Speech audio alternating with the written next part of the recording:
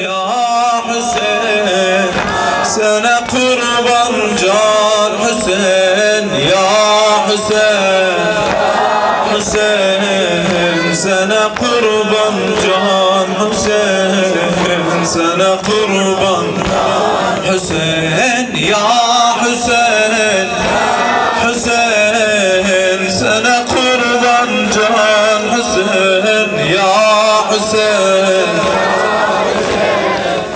sana kurban Hüseyin. Eşiden de madunu, akmasa gözlerim yaşım. Türbede hal perişan, feryadıma kim ulaşır? Feryadıma kim ulaşır? Neylirem bu canime, olmasa kurbanın Hüseyin, olmasa müstehakkan beni yandırsın cehennem ataşı, cehennem ataşı. Ya Hüseyin, ya sana kurban can Hüseyin. Ya Hüseyin,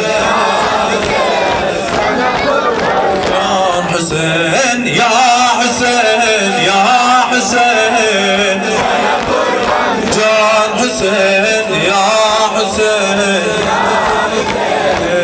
sana kurban Hüseyin. Sineden okurdu terbe, dinde beşiğim nenem, nene beşiğim nenem.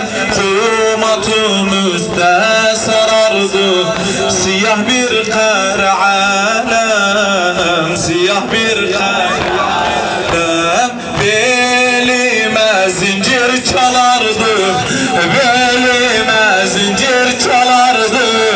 Ya Hüseyin diye diye, ya Hüseyin diye. Büyük oldum iki ellerim, büyük oldum iki ellerim. Yerin akşoldu sinem, yerin akşoldu sinem. Ya Hüseyin,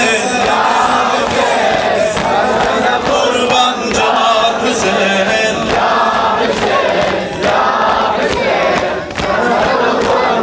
Can Hüseyin, ölmeden evvel olur, var bir muradım ya Hüseyin, var bir murad Hüseyin. Yaz Rukayye hakkına, deftere aldım ya Hüseyin, deftere aldım.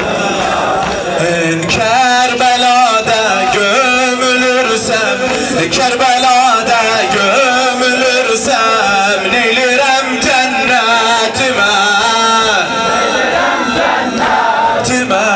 Kerbela'da gömülürsem, neylerim cennetime, neylerim cennetime.